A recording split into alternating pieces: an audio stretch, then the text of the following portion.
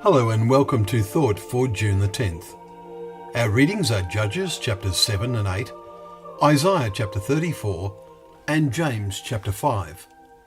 And our thought is, be patient, establish your hearts. Our chapter in Isaiah today, chapter 34, clearly has some application to our days. This is further illustrated by the way it flows into the next chapter, which is so evidently a picture of life in God's kingdom. This chapter is often quoted, and some of its verses form part of our hymns about the kingdom. The vision presented in today's chapter has, of course, its roots in a situation in the prophet's own time. But God causes the prophet to extend his vision much further. Look how today's chapter starts. Give attention, O peoples. Let the earth hear. For the Lord is enraged against all the nations, and furious against all their hosts. He has devoted them to destruction. Verses 1 and 2.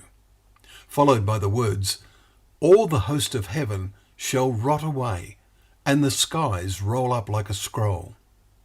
These words are seen as symbolic of the leaders, those in power in the nations, the ones the people look up to. This is even clearer in the next verse when we read, my sword has drunk its fill in the heavens. God's sword. Verse 8 puts the focus on Zion, God's holy mountain. For the Lord has a day of vengeance, a year of recompense for the cause of Zion, we read. But why the reference in the next verse to Edom? Back in Genesis chapter 36 verse 1, we learn that Esau, the brother of Jacob, starts to be referred to as Edom. And there is a parallel here to Jacob being renamed Israel. One of Esau's wives was the daughter of Ishmael, we read in verse 3. And Esau had 12 sons, as did Jacob.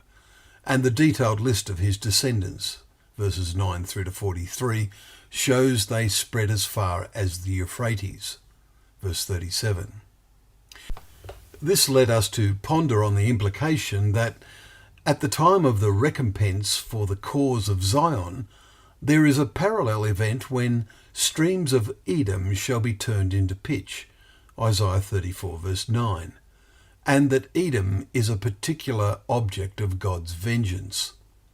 The chapter ends with God exhorting all those who are seeking him in this time of great trouble, seek and read from the book of the Lord.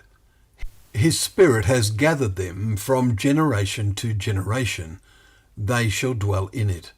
The wilderness and the dry land shall be glad.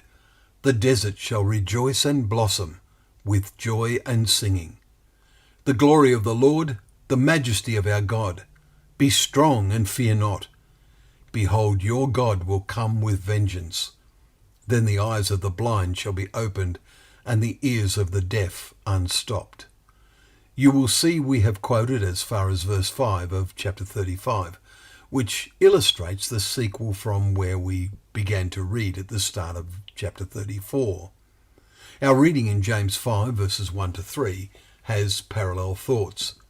It is about the miseries that are coming upon you in the last days, and offers the powerful exhortation, be patient, establish your hearts, for the coming of the Lord is at hand. Verse 8. As the world moves closer to chaos, how essential is it that we establish our hearts?